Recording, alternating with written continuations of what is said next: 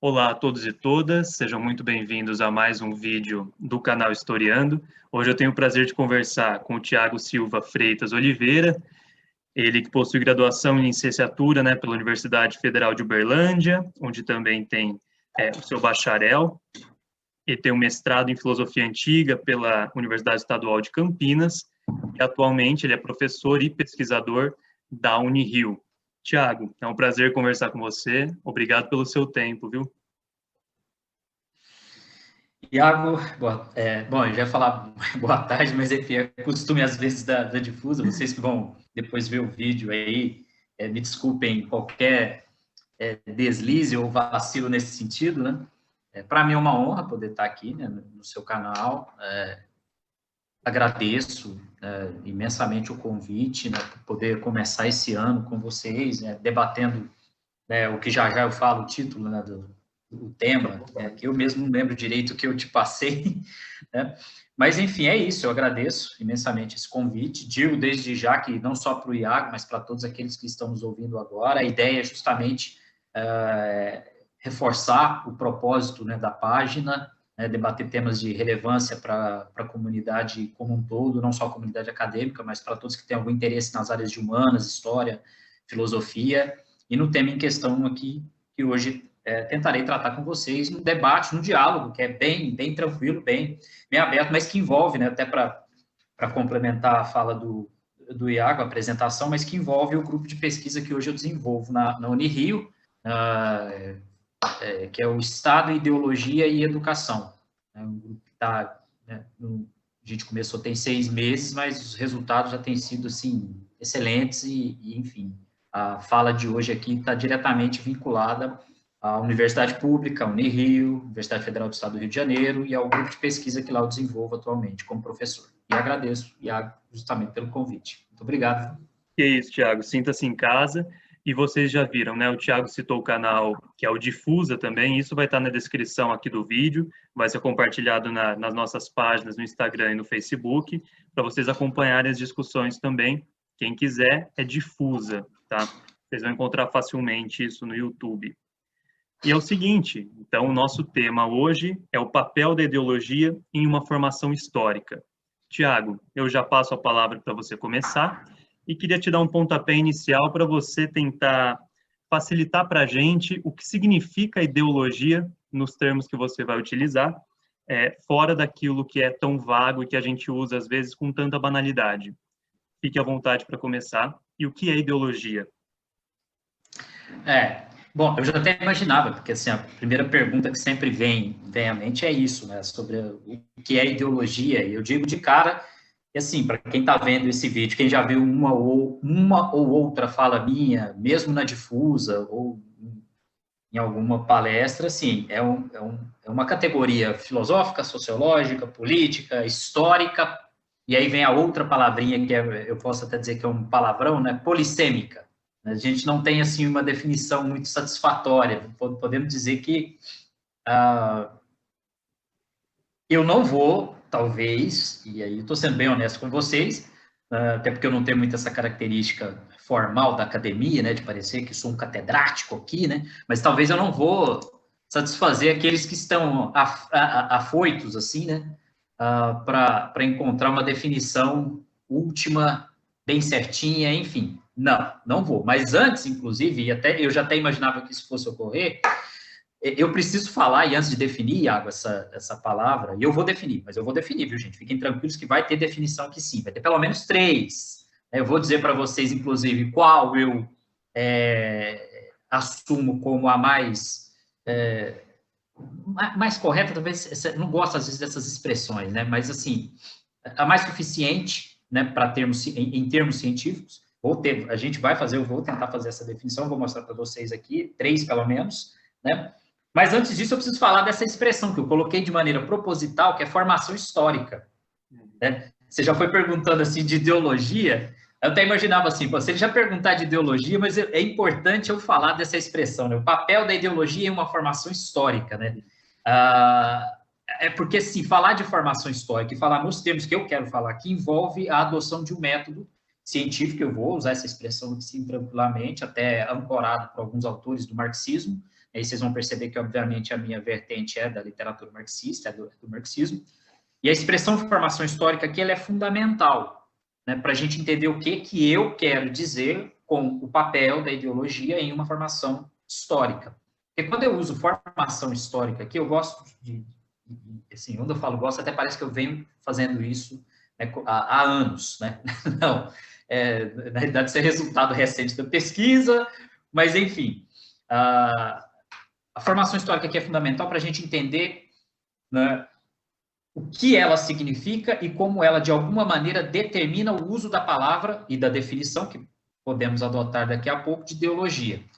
Então, quando eu falo formação histórica aqui, é que eu faço uma diferenciação, né, e, repito, ancorado em alguns autores da história da literatura marxista, um deles é o próprio Althusser e outro Nikos Poulantzas, né, um marxista grego, que é a diferença entre entender modo de produção como um objeto formal abstrato, e aí a gente tem modos de produção na história da humanidade, eles podem ser entendidos de maneira formal e abstrata, então eu posso falar do escravagismo, posso falar do feudalismo, posso falar do capitalismo, mas eu posso dizer especificamente que o modo de produção capitalista, ou modo de produção capitalista, é esse que nos interessa, que é acima de tudo, porque a minha ideia no final, inclusive desse nosso diálogo, é falar do neoliberalismo, mas o modo, estou voltando, o modo de produção capitalista, ele não existe. O que existe é um modo, hoje, inclusive, de produção capitalista, e é por isso que é importante dizer o papel da ideologia em uma formação histórica, e aí eu poderia até complementar, que foi o que eu não complementei quando eu passei a proposta para o Iago, né? Que é uma formação histórico-social. Então, quando eu falo de formação histórico-social, ou formações sociais, eu estou falando de objetos reais e concretos. Então, eu estou falando, por exemplo, da Inglaterra de determinado período, né, na formação histórica do capitalismo. Estou falando do Brasil nesse determinado momento, ou do Brasil antes da República e assim por diante. Aí vocês, historiadores, são melhores nisso do que eu, tá? Eu só para trazer problemas aqui para vocês. Mas, então, a expressão formação histórico-social, ela é fundamental aqui, porque não tem como eu falar de ideologia sem colocá-la dentro de um contexto histórico-social de uma determinada sociedade formada historicamente em um período histórico específico. Então, a ideologia, inclusive, ela vai ter um papel específico nesses vários momentos da história. Então, de uma maneira até rápida, eu posso dizer o seguinte, assim, eu posso, de uma maneira formal e abstrata, falar do modo de produção escravista. E eu posso, por exemplo, pegar a Grécia, diferenciar a Grécia de Egito, por exemplo, né, do período egípcio, né? E nessa diferenciação, por exemplo, falar que a ideologia ocupou um papel, por exemplo, na Grécia, né, através dos filósofos, através da moral. Então, assim, você tinha um papel da ideologia que, através da filosofia e da moral, justificava, né, um modo de produção específico, ou era utilizada como um instrumento ideológico para justificação de um modo de produção específico. O mesmo acontece no feudalismo, e aí eu tenho a religião, a moral também, mas a religião, a família, ocupando esse papel central ali de desenvolver a ideologia que justifique o modo de produção feudal. Mas aí veja que eu já estou falando, por exemplo, eu falo de um determinado país, um determinado modo de produção feudal de um determinado país, eu tenho um papel específico da ideologia ali. Então, por isso que antes mesmo de entrar, e aí, se você quiser até comentar, porque até recomendo que você faça isso, meus alunos, tanto das disciplinas quanto do grupo de pesquisa, falam, e eu não conhecia essa expressão, né? Eles que me ensinaram outro dia, flow, eu não sei explicar, se você souber explicar para mim o que é flow, outro dia eles falaram para mim, o professor entrou num flow ali, que eu acho que flow é tipo assim, quando você tem uma intuição, sei lá, uma noia no sentido grego, e aí você vai e não para. Enfim, para eu não entrar no flow, você pode me... O flow vem vai. igual no rap, né? Quando o cara desemboca num flow, é aquele que ele desanda a falar em sequência, papapá, mas fica à vontade, a hora que você fizer a sua pausa, eu complemento alguma coisa, o tempo é todo seu. Muito obrigado. Meus alunos que estiverem vendo isso, veja que agora a explicação do Iago fez sentido diferente da de vocês aquele dia em sala de aula, para mim, ou no grupo de pesquisa. Tá? Então, flow é isso, eu gostei, agora faz até um certo sentido. Mas, às vezes, eu pego esses flows, assim, e eu vou, viu? Então, assim, por favor, me interrompa. Né? E me permita, inclusive, manter esse grau de intimidade aqui no nosso diálogo, porque eu repito, detesto aquelas coisas, aquelas formalidades acadêmicas, né? Eu não sou nenhum catedrático que merece assim, meu Deus, vamos dialogar hoje com o doutor. Não, pelo amor de Deus. Mas voltando, então, para terminar o meu flow, e eu não sei se o Iago quer comentar, parecia que queria em determinado momento, para terminar esse flow, a ideia, então, é essa. Primeiro, então, antes de que eu comece a conversar com vocês a respeito, né, do papel da ideologia em uma formação histórico-social, e aí complementando histórico-social, eu queria, pelo menos, deixar claro, assim, que eu estou diferenciando aqui uma possibilidade de entender modo de produção de uma maneira formal, enquanto um objeto formal, e eu posso falar, então, de modo de produção capitalista, né, de uma maneira formal, tá? Privação dos meios de produção, controle fundiário, controle da renda, concentração de renda, mas como isso se dá, por exemplo, no Brasil? Como isso se dá, por exemplo, nos Estados Unidos? Como isso se deu, por exemplo, na França, na Alemanha e assim por diante. E aí, isso, quando eu falo disso, eu estou falando já de uma formação social, histórica, determinada, estou falando de um objeto concreto, localizado, né? E essa espaço-temporalidade é fundamental aqui para a gente, e aí eu posso falar de como a ideologia ocupa um papel ali. E aí, que tipo de papel é esse que ela pode ocupar ali? Então, não sei se pelo menos essa primeira parte ficou assim clara para vocês, assim, para você específico. Né? Acho que perfeito, Thiago. Eu só queria colocar 2 pontos, assim. O primeiro é para o pessoal que já acompanha as outras entrevistas, e o fato da gente sempre falar uma palavra que é historicizar, né? Basicamente, colocar as coisas no seu próprio tempo. Porque, para muitas pessoas, quando ouvem o termo capitalismo, a primeira resposta é, bom, mas é o único jeito que existe, sempre teve aí, sempre vai ser assim. E aí a gente esquece justamente de que é de um período muito específico, de um local específico que nós estamos falando, né? Então, por isso que eu adorei já essa sua primeira introdução. E o segundo ponto, só para dar uma dúvida, uma pimentada, na verdade, é se nesse sentido, então, ideologia para você se encaixa naquela ideia de estrutura e superestrutura, se você usa isso ou não, e fica à vontade para seguir, Thiago. Usa, aí dá outro flow, viu? Aí dá outro flow, viu? Não quero Porque atrapalhar. isso é uma polêmica. Não, muito pelo contrário. Eu gosto, cara, eu gosto. Assim. Eu acho que tem gente que ignora, e até para... eu gosto de... Eu vou até mostrar os textos para vocês, quem estiver aí depois acompanhando a nossa conversa. Eu gosto de relacionar 3 textos quando eu vou falar dessa divisão entre base material, infraestrutura, muita gente consagra essa expressão, e superestrutura, ou estrutura como um todo. Uhum. Tem gente que diz que o Marx só fala disso nesse texto aqui, tá? Eu recomendo, inclusive, fazer propaganda da expressão popular, a gente tem que fortalecer essas editoras, tá? A expressão popular. Mas voltando, né, passando da parte do elogio e tudo mais, repetindo a frase. Tem gente que diz que o Marx só usa essa expressão nesse texto. Está errado. Não usa só nesse texto. Tá? Usa no 18 Brumário, que talvez é um dos melhores textos de análise de conjuntura. Tá? Tem gente que gosta de brincar e dizer que o Marx e o Engels, e o marxismo, de certa maneira, eles brincam com um pouco de profecia, mas na realidade aqui foi praticamente uma profecia. Né? O que ele falou se confirmou logo depois. Mas, enfim... Mas é porque, na realidade, não é que eles são profetas, não. É porque o método, e é isso que eu estou defendendo aqui, quando eu comecei falando de formação social, é o método, é o materialismo histórico dialético de Marx e Engels. Isso que o Iago acabou de citar para vocês aí, e se vocês têm repetido essa expressão nos debates, isso é fundamental, historicizar. Né? O Marx e o Engels, eles têm esse respeito enorme pela historicização dos fatos, das realidades, das formações sociais. E o terceiro livro, em que ele também cita isso, está esse aqui na minha frente, Ideologia Alemã, que é uma boa base aqui para a nossa discussão. Esse é da Boitempo, que é lá da expressão popular, os outros 2 que eu mostrei da Boitempo.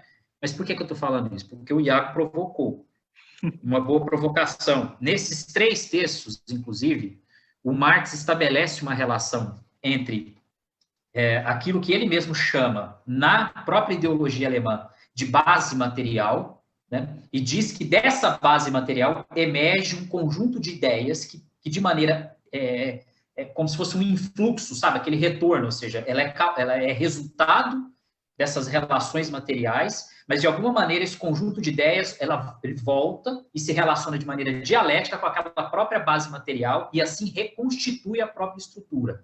Então você tem uma relação dialética entre base estrutural e superestrutura. Então quando o Iago me pergunta se eu faço uso disso, faço, mas eu não faço a partir de um economicismo vulgar, ou uma redução ao econômico, como muita gente faz na literatura marxista. Eu acho isso errado, está errado.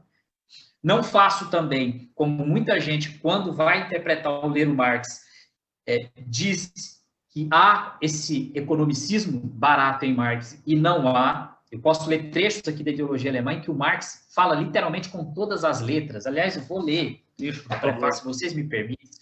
Se o Iago me permite, é o trecho do prefácio, tá? É o prefácio a contribuição à crítica da economia política. É que a gente, no meio marxista, a gente só fala prefácio, né?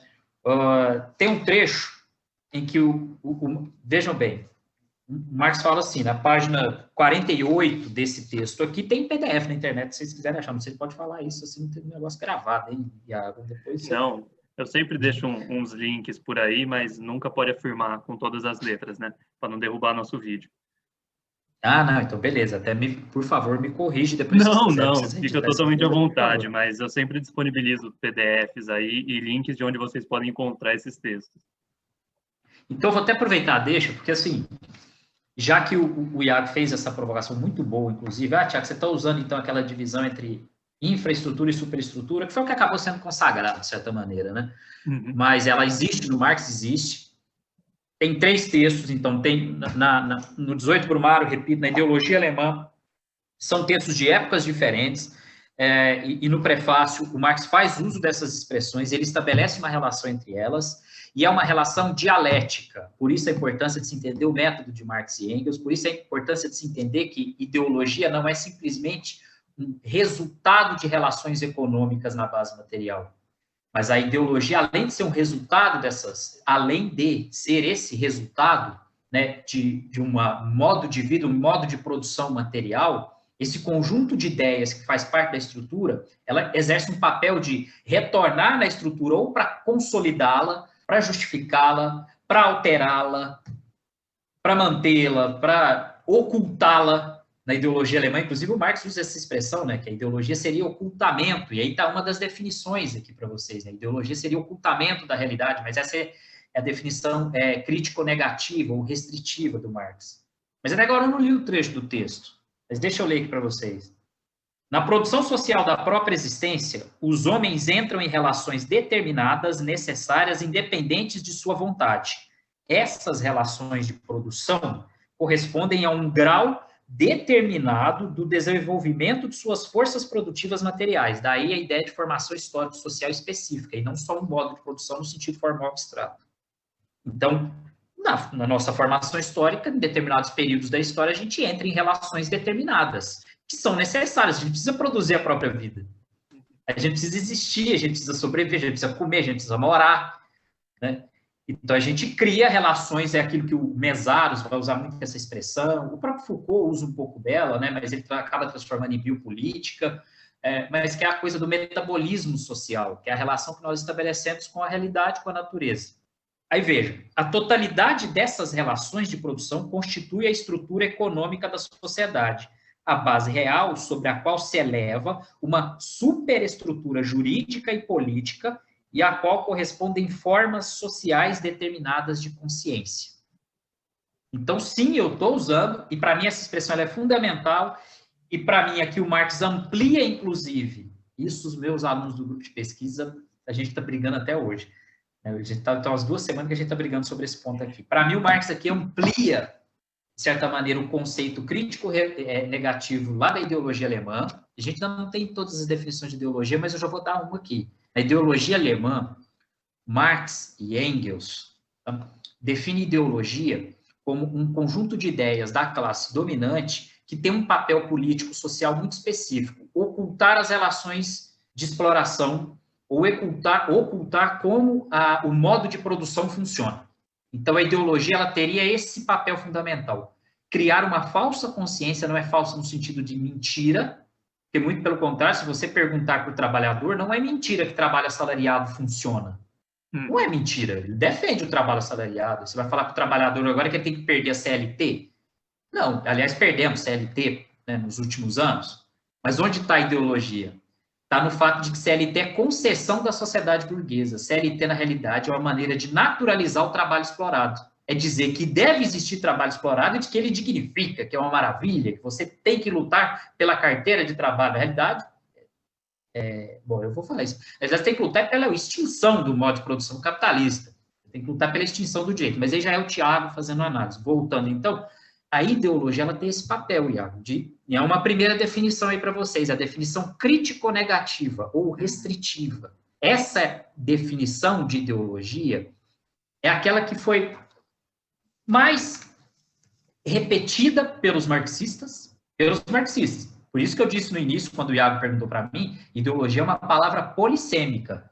Se vocês pegarem um texto do Eagleton, depois o Iago quiser colocar essa referência aí, o Terry Eagleton, tem um texto dele famoso chamado Ideologia, eu tenho ele aqui, estou vendo ali de cabeça para baixo, porque está longe. Ideologia, uma introdução. Tá? Nesse texto, o Eagleton começa... nesse texto é um texto pequeno, muito bom, inclusive, ele começa dando 16 definições, depois ele vai para 6, e eu... no seminário que eu dei na Unirio agora há pouco, eu diminuí e coloquei 3. Das 3, uma delas é essa que eu estou passando aqui para vocês.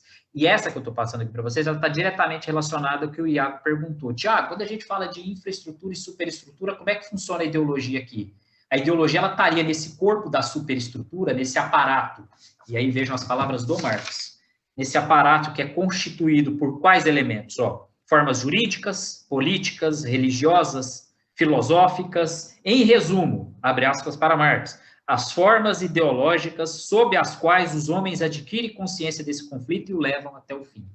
Então, nesse cenário, a ideologia, e uma das definições de ideologia, sendo a crítico-negativa, portanto a restritiva, ela teria o papel fundamental de funcionar a partir dessa superestrutura como um instrumento de ocultamento da realidade, gerando uma falsa consciência das pessoas, uma ideia de que a realidade está posta, está dada, ou como diria o Fukuyama, é o fim da história, acabou, é isso que nós temos aí, né? As relações de produção são essas, nós não podemos ter outro tipo de sociedade, o que a gente pode fazer no máximo é tentar melhorar isso, aquilo ali, aí você faz isso através do direito, você faz isso através da política, você faz isso através de filosofias, e aí agora, né, uma discussão que eu sempre tinha, assim, né, quando juntávamos, para citar outros colegas professores que acredito que vocês têm contato, né, eu, Glaucia, Bruno e o Gustavo, a gente juntava o grupo, né, só eu de filósofo, os 3 de historiador, né, eu ficava sempre tirando sarro com eles e falando o seguinte, assim, né, vocês na história usam a filosofia o tempo todo como referência, né, eles ficavam falando assim, mas não existiria filosofia sem a história, né, mas na realidade então, as duas caminham juntas, né? Claro. Não existe de fato uma sem a outra. Mas isso era só para dizer, então, que a filosofia... pode falar, por favor. Não, é que se permite, já que você citou, né, a gente tem no canal, para quem quiser procurar, uma entrevista com o Bruno Stefanes, temos com a Glaucia Fracaro, né, a gente tem 2, uma dela com a Regina Brunet, que é da Uni também, e também temos uma entrevista com o Gustavo Junqueira, então quem quiser procurar, já que o Thiago levantou essa bola, eu não ia perder o merchan. Não pode perder, não, tem que fazer. Mas eu só comentei deles também por isso, porque eu estava dizendo, né, que se para o Marx, então, a filosofia pode fazer parte dessa estrutura, ou dessa superestrutura, e ela pode ser utilizada como um instrumento ideológico no intuito de fazer o quê? De contemplar aquela definição crítico-negativa ou restritiva. Ou seja, ela tem o papel de ocultar, né, os fenômenos sociais, as relações sociais, as relações de exploração, as relações de opressão. Ela teria esse papel fundamental. Entendi. E isso está no texto da ideologia alemã. Pode falar. Eu queria, na verdade, é uma dúvida isso, Thiago. Tem autores que usam o termo racionalismo quando vai falar de neoliberalismo e, de forma mais geral, do capitalismo. Então, vamos falar de uma racionalidade neoliberal. Outros vão falar de ideologia. Eu queria que você falasse um pouco, se puder, sobre essa distinção e se você concorda no uso desses 2 termos ou se eles são... Bom, o que você acha disso? É válido? É. Não, bom, válido é. Agora é engraçado, porque assim, eu estava pensando num artigo que eu escrevi, eu estou esperando a aprovação, né? E eu ainda fiz uma fala na Difusa a respeito disso, mas eu já discordo do que eu escrevi. E o artigo ainda nem foi avaliado. Eu acabei de mandar o artigo, e o artigo chama-se Na Racionalidade Neoliberal e a Lógica Concorrencial na Educação. Né? Mas antes de falar isso, até te fazer uma pergunta. A gente tem quanto tempo mesmo, né? Porque senão eu vou empolgando aqui. Não, o tempo é seu, eu não tenho pressa nenhuma, fica à vontade. Eu lembro que você me falou, mas eu não lembrava assim, se você tinha me dito assim, que tem um tempo específico, sei lá, 1 hora, 2 horas, enfim, até para não ficar enfadonho para as pessoas. Mas eu acho que de tanto quanto a lorota aqui, eu acho que já não está mais enfadonho para quem está assistindo. Né? E uma das lorotas agora é essa. Essa pergunta do Iago, eu acho que ela até, no bom sentido, viu, Iago? Ela é capciosa, porque eu acabei acabei há pouco tempo, né, assim, de entregar esse artigo, estou esperando a avaliação, mas as minhas últimas leituras eu não concordo mais com a ideia de racionalidade neoliberal. Eu voltei para a ideia de que é ideologia, mas eu vou tentar explicar isso aqui para vocês. Até para fazer, não sei se você quer perguntar alguma coisa, você ia comentar? Não, é porque não foi combinado isso, não, né? Foi totalmente espontâneo. Para quem está achando que a gente está levantando a bola, está sendo total coincidência. Não foi, até porque ele mesmo tinha dito para mim assim, como a sua fala é um pouco fora um pouco da minha linha, você tinha dito, né? Eu vou deixando você falando e aí eu vou perguntando. Mas então assim, até para entrar nisso, eu vou até aproveitar então a brecha, o espaço, para antes de especificar isso, falar um pouco das 3 possíveis definições aqui, né? Então assim, porque para eu entrar então na ideia né, de se o neoliberalismo é uma racionalidade que, portanto, inclusive faz uso, né, de valores e ideias, portanto, da ideologia, ou se ele é só uma ideologia e se é válida essa classificação do neoliberalismo enquanto uma que é também prática, mas pode ser entendido como racionalidade. Ou seja, para eu entrar nesse ponto específico, acho que vale a pena eu voltar no ponto que eu acabei de mencionar, que é o fato de que a palavra ideologia ela é polissêmica. Então, o que é polissemia? Né? Enfim, é a palavra grega para dizer que tem muitos significados. A palavra ideologia tem inúmeros significados. Ela já foi traduzida, assim, traduzida no sentido filosófico do termo, né? Ou seja, de conceituada, de várias maneiras. Quando ela surge, e ela surge na pena de um ideólogo francês, um positivista salvo engano, não sei se é o Zé Paulo Neto que fala isso numa das palestras, eu adoro quando ele fala isso, é um positivista de terceira linha do positivismo francês, que entrou numa querela com o Napoleão, enfim, que é o Destutt de Tracy.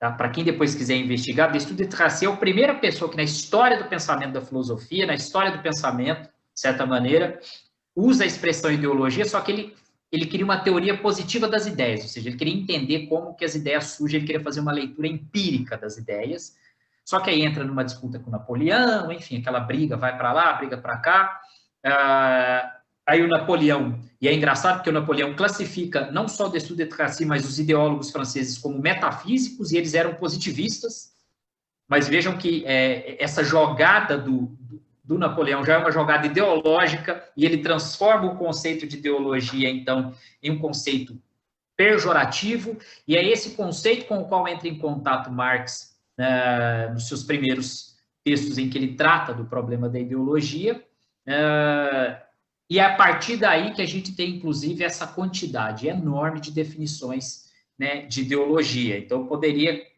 Né, até se eu pegasse o do Eagleton, eu poderia falar para vocês, no texto do Eagleton, ele fala de 16, de oclusão semiótica, tem pensadores que equiparam ideologia à cultura, né? Mas, e aí, para ir para a pergunta do Iago, eu vou dar 3 definições aqui para vocês. Uma delas foi a que eu já falei que é a crítico-negativa. Mas tem gente que defende que ideologia é um conjunto de ideias, crenças ou valores da vida social que são produzidos em sociedade. Tá? E aí você inclui aí sentido amplo, como se fosse o sentido da cultura. né? Eu, por exemplo, rejeito essa concepção. Não acho que cultura seja ideológica, tá? Mas tem gente que vai aceitar. Você tem um segundo sentido, ele é um pouco mais restrito de ideologia. Então, ideologia, então, veja, primeiro sentido seria o quê, ideologia? Então, seria um conjunto de ideias, crenças, valores da vida social produzidos em sociedade, tá? Mas isso, por exemplo, cultura é, a arte é, enfim, eu não definiria assim dessa maneira. Agora, você tem um segundo sentido. Você pode dizer que ideologia é um conjunto de ideias restrita ao campo discursivo, no qual os poderes sociais se contrapõem, se promovem, se legitimam, sempre tendo em vista a manutenção ou a oposição de uma forma de vida política. Tá?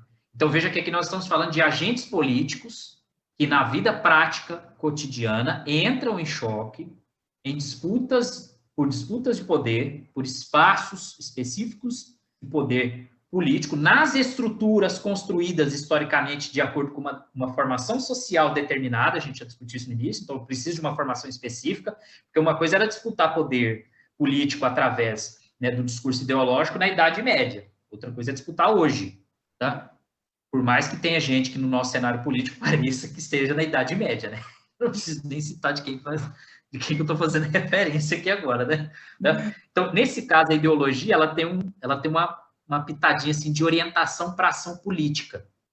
Tá? A primeira está muito ampla, essa segunda ela está mais restrita. A terceira definição, até para incrementar um pouco mais ela, para deixar então essas, pelo menos vocês não saírem desse vídeo aqui sem ter 3 definições, né? Então até repetindo para ser bem didático, primeiro, um conjunto de ideias, crenças, valores da vida social produzidos em sociedade. Eu, Tiago, rejeito. Acho que está errado. Se forem discutir isso comigo no dia a dia, eu vou rejeitar o tempo todo. Segundo, essa eu tendo a aceitar. Inclusive, eu aceito mais do que a terceira, porque eu acho que essa segunda inclui a terceira. Então, a segunda é um conjunto de ideias restrita ao campo discursivo, no qual poderes sociais se contrapõem, se promovem, se legitimam, sempre tendo em vista a manutenção ou a oposição de uma forma de vida política. Tá? É assim, por exemplo, que grupos subalternados, através de um discurso ideológico, se revoltam contra um grupo dominante. É isso que acontece. E um terceiro, que é esse que eu já mencionei, é um conjunto de ideias restrito à promoção e legitimação do poder dominante, visando unificação social através desse controle das estruturas sociais que constituem uma determinada formação histórica. Esse é o sentido mais restrito, esse é o que permite a noção de falsa consciência e de ocultamento. Então, aí qual que é o problema para mim, né, para responder o Iago? O neoliberalismo, na realidade, ele é um acirramento de um dos princípios fundamentais do liberalismo, que é a concorrência. Só que esse acirramento, em todas as etapas da existência da vida social e cotidiana. No liberalismo, você ainda tinha uma separação entre esses espaços. No liberalismo, você tinha uma separação entre o poder, você tinha que destinar o que é administração, o que é o governo, como esses poderes agem, o que é a minha vida privada. No neoliberalismo, as práticas neoliberais, o discurso neoliberal, a ideologia, portanto, neoliberal, ela está desde o mais alto escalão de governo no mundo, né? Aproveitando o ensejo para falar hoje, o Biden e a Kamala assumiram, né? O governo dos Estados Unidos. Então, está desde... inclusive, ele terminou o discurso dele, salvo engano, me corrijam aí depois, né, falando-se que Deus abençoe a América. Isso aí já é um discurso ideológico. Né? Então, ele está desde... Mas veja que é um discurso ideológico, mas com um viés religioso. O problema do neoliberalismo é que essa ideia da concorrência, da competição, elevada ao extremo, a exacerbação do indivíduo, ela extrapola os limites que existiam no liberalismo. Inclusive, para citar um autor aí para vocês, né, quando a gente fala de neoliberalismo, tem muita discussão assim, de quando começa o neoliberalismo. Tem muita discussão, mas para mim assim, não tem muita, não. Quando eu falo tem muita, é porque realmente no meio acadêmico existe, mas para mim está decidido. A gente fala do ordoliberalismo, da escola austríaca e da escola de Chicago. Esse pessoal, que é tudo filhote de Lippmann, lá do congresso, do colóquio de Lippmann, do Walter Lippmann, da final de 30, salvo engano. E aí eles são o pessoal que integra a Sociedade Montpellerin. Depois procurem aí, Monte Pelerin, e põe neoliberalismo. Esse grupo está aí, esse grupo está muito bem definido. é esse grupo que inaugura o neoliberalismo. Então, agora para responder sendo específico, para parar com esse flow, eu acho válido usar a racionalidade, porque o pessoal que usa a racionalidade diz que não é só ideologia, porque ideologia talvez estaria só num campo do discurso. É racionalidade porque o neoliberalismo tem essa capacidade de moldar a existência cotidiana dos indivíduos. Então, você na sua casa agora, Iago, de alguma maneira responde ao princípio da concorrência, ao princípio da competitividade, à ideia de produtividade, a ideia do empreendedorismo, que está no texto como é que é o nome do texto dele? Cadê? Me perdi aqui agora, do von Mises, Ludwig von Mises. É um canalha. Não sei se pode xingar, mas já xinguei também, agora já era. Ele tem o texto empreendedorismo, que eu não sei alemão, hein, gente? O povo acha que professor universitário, doutor, sabe todas as línguas. Não, mal sei português. Mas escreve-se assim, eu vou ler como isso, não sei se o Iago sabe, o Iago pode falar depois, entrepreneurship, escreve-se assim. Ele usa esse texto, essa expressão, no texto dele, que é a chamação humana, salvo engano. É um texto dele, esse texto dele eu tenho aqui. Mas por que eu estou dizendo isso? Então, é porque o pessoal então, que usa a expressão racionalidade, eles gostam dessa expressão porque ela parece que dá uma intensidade maior. Então, válido eu acho que é. Eu acho que é válida a discussão. Só que eu só não acho que isso é um ganho em relação a usar a expressão ideologia, porque a ideologia ela tem esse poder também. Então, por isso que eu me distanciei do artigo que eu acabei de escrever. Por isso que eu saí do artigo que eu acabei de escrever. Se eu aproveitar e aumentar a minha pergunta, eu acho que vai ser mais curtinho para você responder, é que eu tenho a impressão de que, às vezes, quando alguns autores usam racionalidade, parece que isso está de uma forma que ela é mais inconsciente do que ideologia. Realmente eu não sei se tem essa separação ou não, mas ao perceber o discurso, me parece que quando fala ideologia, é como se a pessoa tivesse mais consciente, tivesse concordando com aquilo, ela acreditasse naquilo, e quando me fala racionalidade, é como se o pensamento dela fosse moldado de uma forma em que ela não está totalmente consciente daquilo que a molda. Eu não sei, existe essa divergência ou é besteira? Não, muito pelo contrário. O pessoal mais da linha Foucaultiana gosta da expressão governamentabilidade. O Laval e o Dardot, nesse texto aqui, outro texto, outra referência aí para vocês, que é desse texto que eu tirei a ideia de racionalidade neoliberal, e assim, não é que eu esteja discordando, né, do artigo que eu acabei de escrever, que tem eles, inclusive, como uma grande referência. Mas eles gostam disso, e é isso que o Iago falou, gente. Na realidade é isso. Então, essa ideia de racionalidade tem a ver com essa governamentabilidade e gera-se como se fosse assim, ela estivesse em um grau psíquico de inconsciência. A gente reproduz, inclusive, mesmo inconscientemente. E eu concordo, a gente reproduz inconscientemente. Tá? Outro dia eu estava dando esse exemplo no grupo de pesquisa. Para passar em um concurso, hoje, por exemplo, você incorpora o espírito da competitividade para disputar com pares de pesquisa, com colegas, às vezes até amigos seus, mas você incorpora aquilo psicologicamente, de alguma maneira você vê em você alguém que você precisa superar a si mesmo e superar o outro. Só que isso para mim também, isso é a ideologia neoliberal. Então ela tem esse poder. Mas repito, então vejam, não é que, eu não estou dizendo então que usar a expressão racionalidade esteja errado, não é isso, eu só estou repetindo aqui para deixar claro, então. Respondi ao Iago dizendo é válido? É válido. Tem a ver, inclusive, com essa reprodução inconsciente? Tem a ver. Tem outra expressão para isso? Tem governamentabilidade. Foucault gosta bastante disso, os Foucaultianos gostam bastante disso. O problema é que, como marxista, para mim, isso tem realmente algum ganho diferencial do uso da palavra ideologia, do poder que a ideologia tem de modelagem, de modelação da postura? Não tem, mas é só mais uma palavra. Talvez ela tenha esse apelo psicológico. Quando alguém fala de racionalidade, fica presente o seguinte, então está moldando a minha razão para agir daquele modo. E a ideologia neoliberal faz isso? Faz isso. Ela faz isso. Ela molda a gente para a ação. Mas isso já existia no Marx. Esse é que é o ponto. A ideologia ela já tem essa capacidade de moldar os indivíduos para reproduzir uma ação. E ela faz isso justamente na relação dialética entre infraestrutura e superestrutura. quando na superestrutura, por exemplo, eu encontro um discurso em defesa dos direitos das pessoas, e nós incorporamos isso e vamos, às vezes, para as ruas lutar por mais direitos. Mas a gente esquece que, enquanto a gente está lutando por direito, a gente não está lutando para destruir a sociedade que precisa dos direitos para manter as relações de exploração. Ou seja, eu moldo os indivíduos a partir da ideologia jurídica. A ideologia jurídica, para o Marx e Engels, ela é uma das principais formas de consciência ideológica. Tá? A ideologia jurídica funciona moldando os indivíduos, nós lutamos por direitos sociais.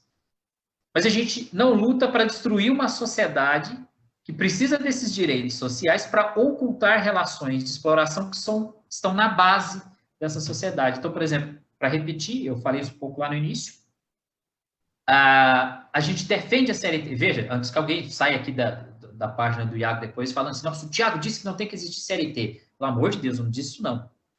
Tá? Não disse isso. Mas a ideologia jurídica na sociedade do capital, que se associa à ideologia neoliberal, né, tem que diferenciar capitalismo de neoliberalismo. Então, a ideologia jurídica, ela molda a nossa ação política para que a gente defenda a CLT.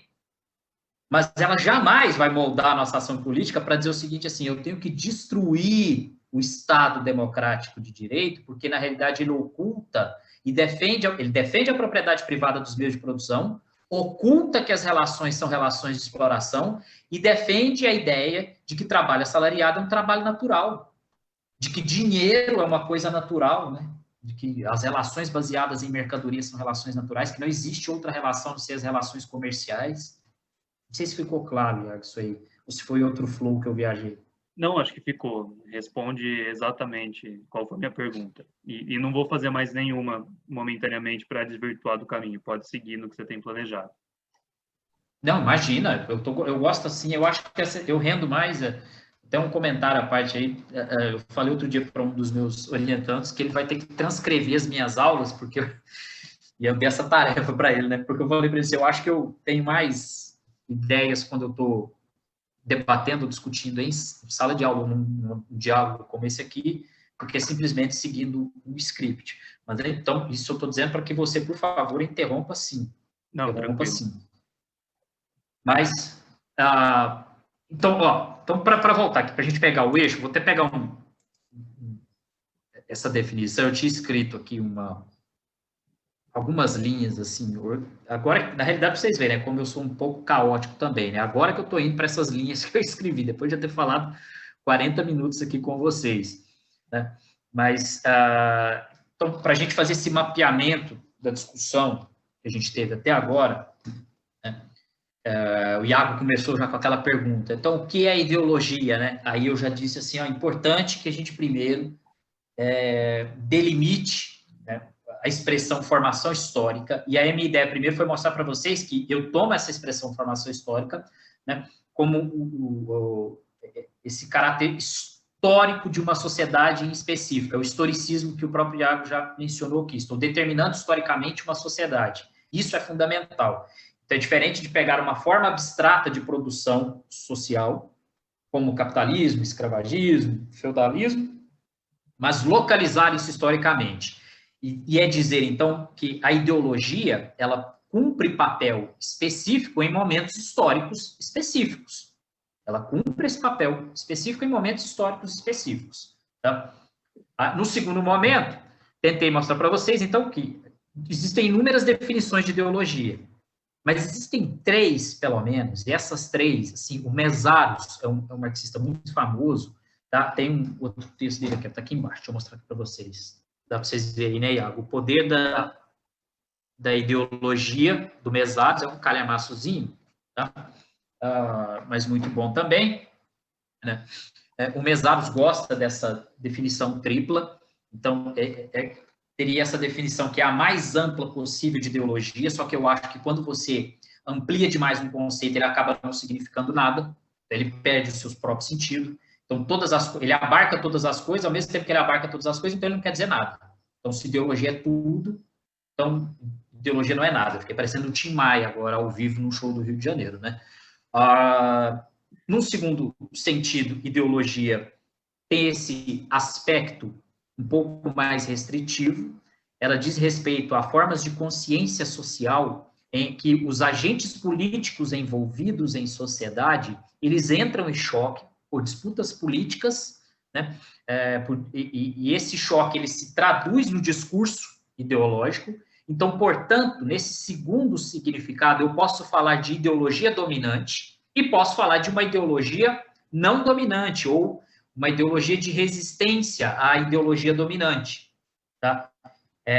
Lenin, um autor negligenciado na academia, mas por motivos ideológicos, né, até porque a Revolução Russa assusta até hoje, né, o Ocidente de uma maneira geral, e a academia tende também a fazer isso, né, a própria academia utiliza de instrumentos ideológicos para silenciar elementos históricos fundamentais.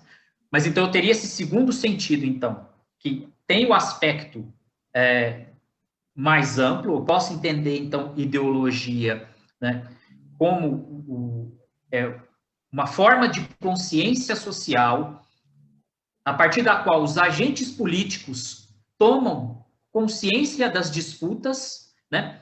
E essa forma de consciência social, ela pode ser assumida tendo em vista a manutenção do poder ou uma oposição a esse poder.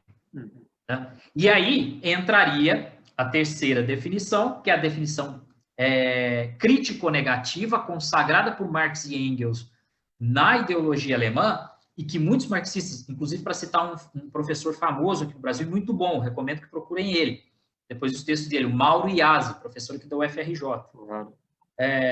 Então, o Mauro Iazzi é muito bom.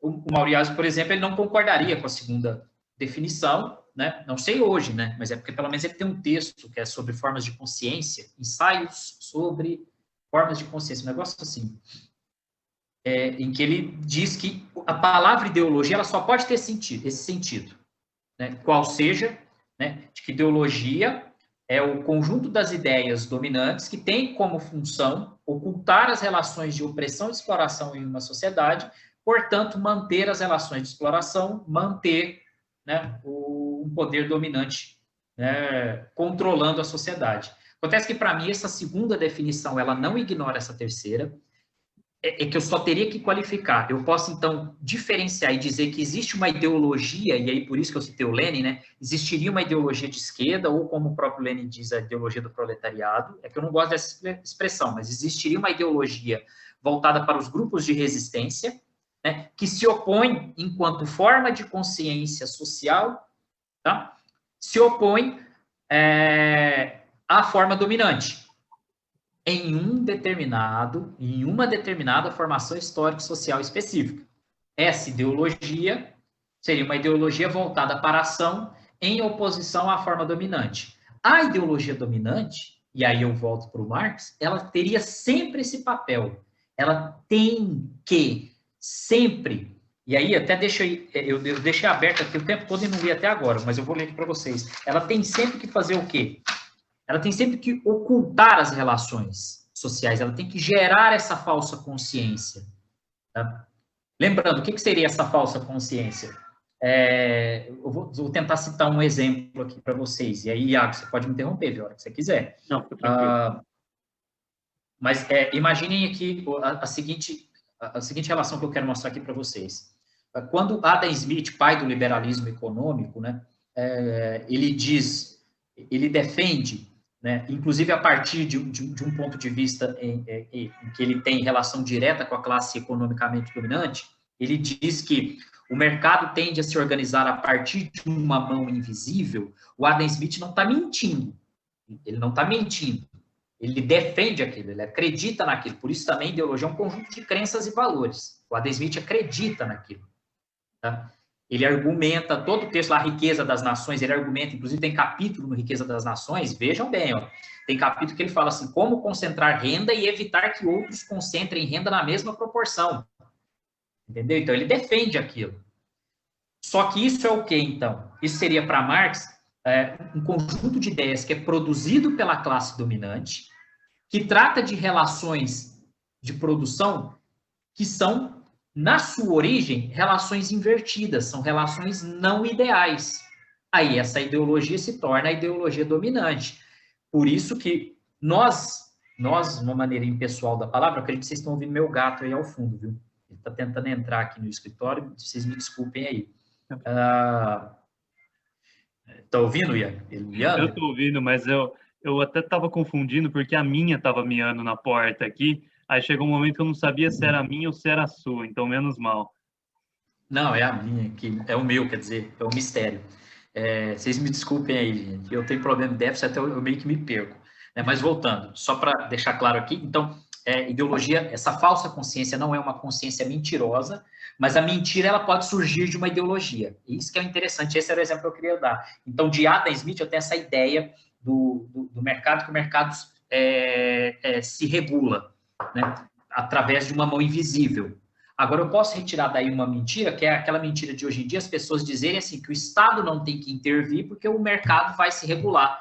Quem está falando isso hoje é mentiroso, porque você pode olhar para a história e você vê que ele não faz isso. Olha o tanto de crise que a gente teve nos últimos anos, nenhuma delas o mercado se autorregulou. Você precisou do Estado. A crise de 2008, por exemplo, os Estados Unidos precisou comprar parte da GM. Entendeu? Isso é absurdo. Então, hoje isso é uma mentira. Então, mentiras podem nascer das ideologias, no caso da ideologia dominante. Mas a ideologia dominante, na sua origem, ela não é uma mentira, mas ela tem um papel fundamental, produzir uma falsa consciência a respeito da realidade. E de que maneira Marx descreve isso? Aí eu peço espaço de novo para ler aqui rapidamente. Vejam, está na página, agora é meu cachorro latindo também. Está na página 47 da edição da Boitempo, né, da ideologia alemã, o Marx diz o seguinte, ó, as ideias da classe dominante são, em cada época, as ideias dominantes. Vejam, e aqui até para começar a explicação, e dizer que são as ideias dominantes não é dizer que são as únicas, mas são aquelas que têm mais propaganda, são mais propagandeadas, e já eu falo das estratégias ideológicas, são as que são mais defendidas, são as que as pessoas assimilam mais, são as que têm mais poder, hoje em dia, para usar uma expressão de hoje, poder midiático.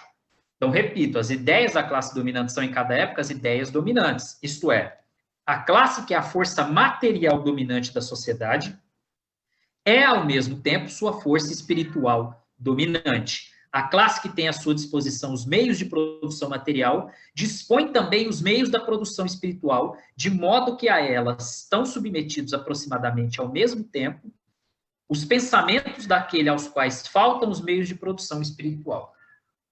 Para traduzir isso aqui em palavras mais simples, né? Essa última expressão eu gosto, até repito, a classe que tem à sua disposição os meios de produção material, ou seja, a classe que, vamos dar nome aos bois, Jeff Bezos da vida, como é que é o nome lá do cara da Tesla? Elon Musk,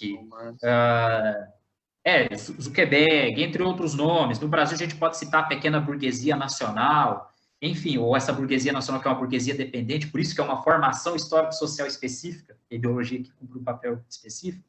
Essas pessoas, elas detêm, então, a produção material, elas também detêm os meios de produção espiritual, ou seja, elas conseguem controlar educação, conseguem controlar direito. A gente teve, Iaco, só para deixar aqui, ó, veja, dá mais exemplo aqui, eu citei o Elon Musk. Eu não vi a mídia nacional, eu não vi o Guga Chakra, eu citei o nome, agora também já era. Eu não vi o Guga Chakra escandalizado com o fato de que o Tesla disse em uma entrevista que fizeram golpe na Bolívia, assim, se precisar eles vão fazer golpe. O Tesla não, gente, o Elon Musk. O Elon Musk. Fizeram um golpe na Bolívia e se precisar eles vão fazer de novo. Onde precisar. Mas a mídia... e a mídia, veja, a mídia seria um desses instrumentos da classe dominante, né? Porque ela reproduz o discurso da classe dominante. Eu não vi eles escandalizados. Mas o Ariel Palácio fez e eu citei o nome de novo aqui, né? Fez um contorcionismo absurdo para tentar dizer que a Venezuela não estava oferecendo oxigênio para Manaus. Mas, na realidade, era uma empresa, o máximo que o Maduro estava fazendo era não proibindo a saída dos caminhões. Esse o ponto que eu quero chegar, para traduzir e dar exemplos específicos. Então, quando o Marx fala de ocultamento, tem os agentes do ocultamento. Essa é a expressão que eu criei em sala de aula, eu vou usar aqui. Existem pessoas que são agentes ideológicos que agem na sociedade a partir dos aparelhos ideológicos do Estado, para usar uma linguagem altusseriana. Eles são esses agentes do ocultamento. Então, a ideologia dominante ela tem esse papel específico enquanto agente político. Esses agentes do ocultamento têm que pegar a ideologia dominante, o de reproduzir o discurso ocultando, distorcendo a realidade, sabe? Negligenciando fenômenos da realidade. Mas, como disse o Marx, elas não são as únicas, elas são as dominantes. E tem muito marxista que ignora isso, acha que aqui o Marx está em um conceito reduzido de ideologia, e não é isso. Ele usa, é clara a expressão dele, são as ideias dominantes. A palavra dominante quer dizer que são as que dominam, mas não são as únicas. Tranquilo? Não sei se você quer comentar alguma coisa, perguntar, por favor. Não, para citar mais um exemplo, mas que eu acho importante falar, né, é pensar da mesma forma com que a mídia trata o Paulo Guedes e o Bolsonaro. Acho que isso ótimo, daí... melhor do que o meu. Não, porque, assim, é uma passação de pano para o Guedes e até mais, né? Pintar ele como o bom moço que não consegue trabalhar por causa do Bolsonaro, que é essa pessoa malévola e tudo mais. Então, a ideia de criar uma oposição entre os dois, como se eles não tivessem dentro do mesmo projeto, né, genocida, é uma das formas de ideologia também, né, Thiago? Sim, e quando eu disse até que foi um exemplo melhor do que o meu, porque aí você fez aquilo que, assim, eu deveria ter respeitado mais. Você pegou uma formação histórico-social específica, que é a nossa, e trouxe um exemplo mais específico. Embora eu tenha citado o Guga Chakra e o Ariel Palácio, né, que são repórteres da Globo News, que fazem esse papel constantemente. Mas é bem isso. E para lembrar, quando o Iago cita, no caso, o nosso queridíssimo ministro da Economia, ele é da escola, qual escola? De Chicago. Você conhece? Escola de Chicago. A famosa Escola de Chicago. Vejam o documentário de Chicago Boys. Uhum. Eu acho que não sei se ele ainda tem no YouTube. Eu vou procurar o link. Procura o link, depois vê se você consegue passar para quem está assistindo agora. E é sensacional esse documentário, né? E tem a ver com aquilo que eu estava dizendo no início, né? Assim, tem gente que acha que tem discussão, no início não, no meio da nossa conversa, tem gente que acha que tem muita discussão sobre origem do neoliberalismo, tem gente até que vai dizer que não existe. Na realidade, para mim, existe. São os filhotes da escola de Lippmann, tá? Do colóquio de Lippmann, é a Sociedade Montpellier.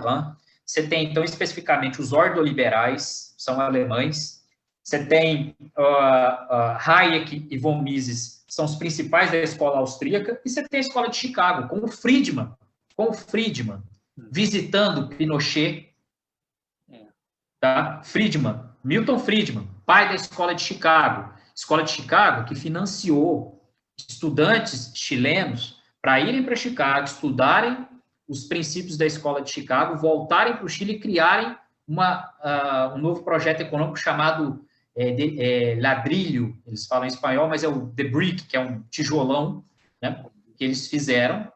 Né? Então, que mais eu ia citar também? E o Friedman não só visita Pinochet, como Hayek, em uma entrevista, diz, e aí podem me corrigir aí depois, né? Tanto nos comentários, ou o Iago, se o Iago souber, a frase correta eu não lembro bem, mas o Hayek fala assim que prefere um liberalismo em uma ditadura do que uma democracia sem as liberdades econômicas. A ideia era mais ou menos essa. Isso, a ideia dele é essa. A frase do Hayek. É o Friedrich Hayek, que ele e o von Mises são os mais famosos da escola austríaca. Né? Você tem a Ayn Rand, mas a Ayn Rand, inclusive, ela é bem negligenciada. Né? Algumas pessoas, infelizmente, no Brasil, tem um colega de área que virou ícone desse pessoal aí, mas eu prefiro nem dar palanque, né? Como diz, não vou bater tambor para maluco dançar, não. Mas, não sei se você quer falar alguma coisa, eu terminar então um comentário aqui. O exemplo do Iago, gente, é sensacional. Aquela reunião ministerial, ela expressou muito bem isso, aquela lá do início do ano passado, só me engano, no início do ano passado, né? Que deu esperança pra gente, né? Aquela reunião deu esperança. Que depois, enfim, mas não vamos entrar nessa discussão aqui. Mas vejam como esse o papel do ocultamento. E veja que elas não são as únicas ideias dominantes. Então, você tem que criar depois mecanismos para ocultar, inclusive, o assombro que foi a frase do Guedes. Você dá a mão e coloca a granada no bolso, falando dos servidores públicos. Porque a ideia é de privatização geral. É a ideia de gerar insegurança no trabalho.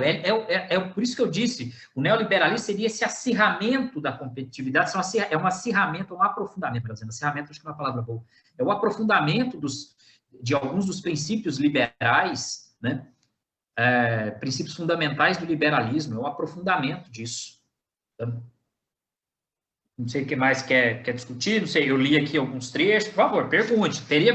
Olha, eu ficaria falando horas e horas aqui, mas se quiser perguntar alguma coisa também, se não... Não, por mim, assim, a gente está batendo 1 hora, né, aqui de entrevista e não tenho nada a acrescentar, não, era só dar esse palpite mesmo, pode seguir na sua linha. Mas então, só para saber, as médias, para saber até os meus colegas, Glaucio, Gustavo, o Bruno falaram quanto tempo?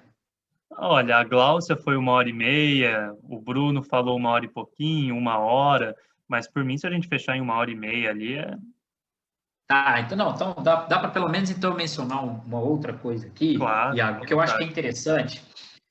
Quando eu falo, então, sim, até para voltar à primeira pergunta do Iago, gente, na entrevista aqui, né? Ou nesse diálogo, está mais para diálogo para mim, que era, então, o que é ideologia, Tiago? E aí vocês lembram de eu dizer já desde o início, né, que assim, quem está vindo ver essa entrevista, se achando que vou sair daqui com uma definição, não vai sair com uma, vai sair pelo menos 3.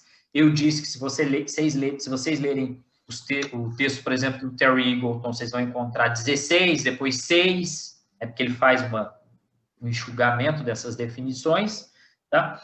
Mas independente da definição, e aí vejam bem, independente de assumirmos que ideologia tem um sentido mais amplo possível, e que abarca inclusive até cultura, tá? E que cultura seria ideologia, é diferente, viu, gente? Dizer que cultura é ideologia e dizer que a ideologia ou o discurso ideológico influencia a constituição de uma cultura. Isso é diferente.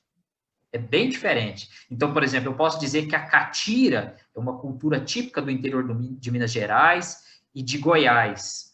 Mas eu posso dizer, por exemplo, que a xenofobia de determinados outros, um regionalismo xenófobo, xenofóbico de outros estados em relação, por exemplo, a quem dança catira, pode estar relacionada a aspectos ideológicos, por exemplo, ideologia racial, ideologia regional, aí é diferente, aí você influencia, isso pode inclusive gerar a extinção da catira, por exemplo, né? Então, o discurso ideológico, ele teria esse poder, mas aí a cultura, por exemplo, não é ideológico alguém que dança catira, não é ideológico alguém que dança o samba de raiz, samba de gafieira, ou determinado tipo de música, mas o discurso ideológico ele pode permear as relações sociais das mais variadas formas. Por isso que, e daqui a pouco, Iago, me lembra de aprofundar isso aqui e falar da colcheirização das relações. É porque eu não ia falar disso aqui agora, mas eu lembrei. Mas me lembra. Se você não tinha nenhuma pergunta, pelo menos fala. Tiago, aí vamos fingir que a gente treinou isso aqui. Tiago, o que é a colcheirização das relações sociais?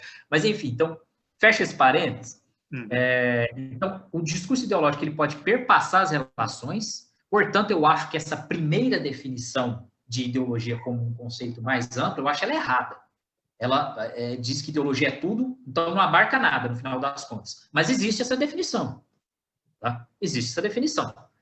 Beleza. A segunda definição, eu estou repetindo até para vocês saírem daqui desse vídeo, assim, pelo menos com isso claro.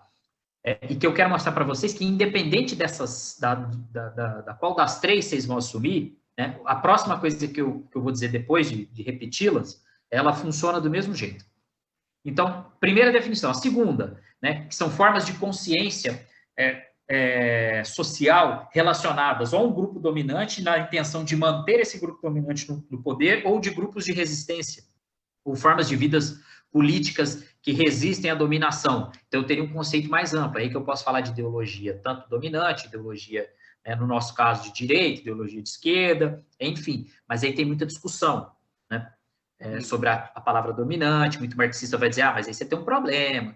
Por isso, você tem a terceira definição, que muita gente gosta também. A palavra ideologia só pode ser usada num sentido pejorativo, crítico negativo, restritivo.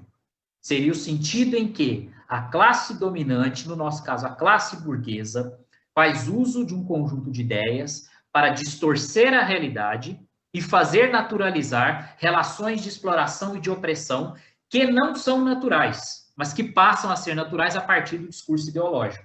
Aí, por exemplo, é que a ideologia racial funciona para justificar o racismo estrutural. Aí, por exemplo, que a ideologia da homofobia é utilizada para negligenciar a participação, seja de pessoas de orientação sexual distintas daquela que são assumidas a padrão, portanto, a da ideologia dominante, e assim por diante, o machismo, e assim por diante. E aí é porque eu peguei, no caso, opressões estruturais, mas eu posso pegar a ideologia jurídica, né, que naturaliza a ideia de trabalho assalariado. As pessoas não conseguem pensar a vida sem o trabalho assalariado, mas que maravilha seria não ter salário para ninguém. Essa frase pode assustar. Nossa, você não quer que ninguém tenha salário? Eu, Thiago, não quero que as pessoas tenham salário. Eu quero que as pessoas tenham acesso a toda a riqueza que pode ser produzida. Esse é o ponto. Mas a ideologia dominante, ela oculta isso e a gente não discute isso. E lembrando, ela é dominante.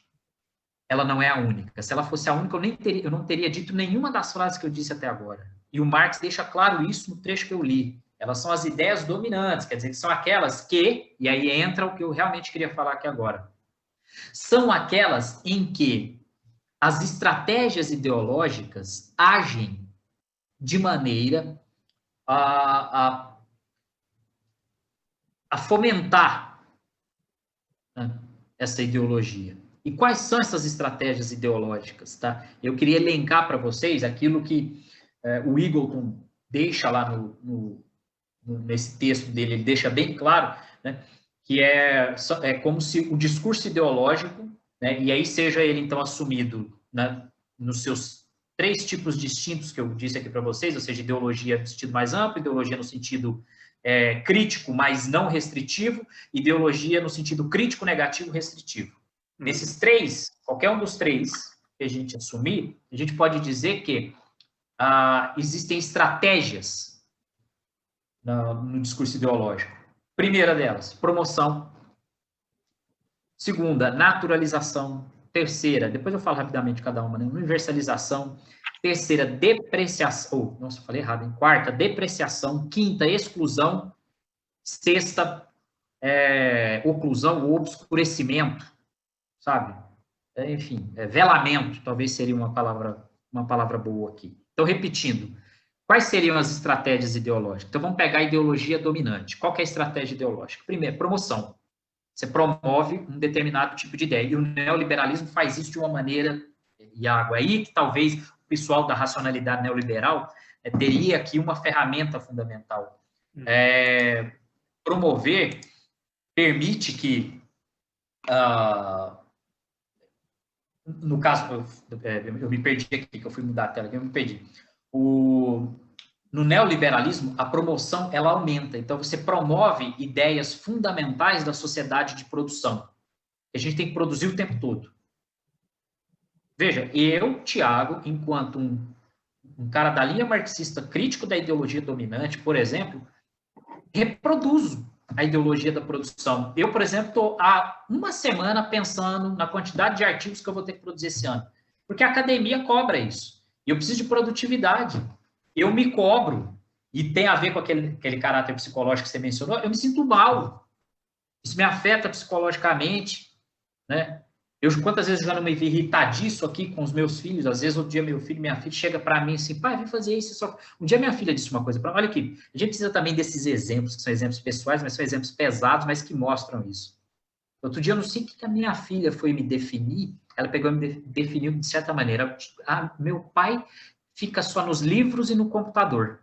Isso é pesado, porque depois, quando cai a ficha, o que a minha filha está me dizendo?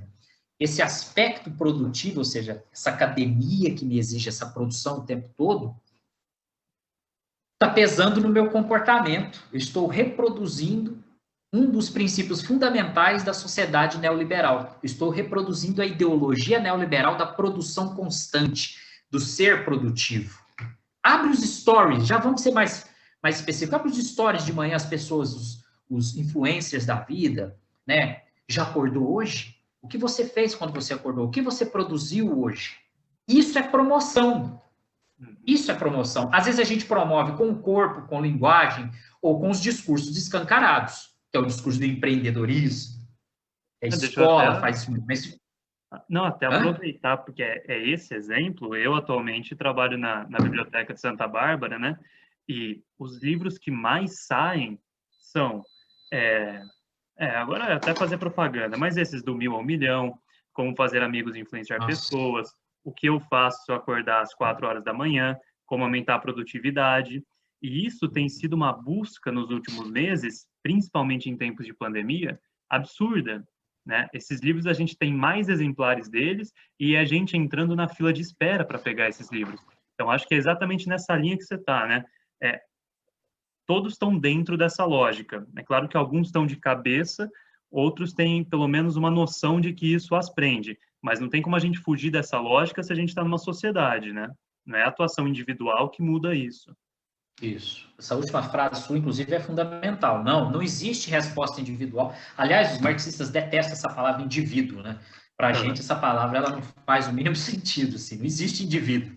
Tá? Mas o liberalismo e o neoliberalismo criaram essa mitologia. Mitologia, acho que é ofensiva à própria mitologia. Eu adoro mitologia grega, mitologia nórdica, inclusive, né? Inclusive, se terminar meu God of War ali, que, enfim, nada a ver aqui, né? PlayStation, que é o fanático aqui.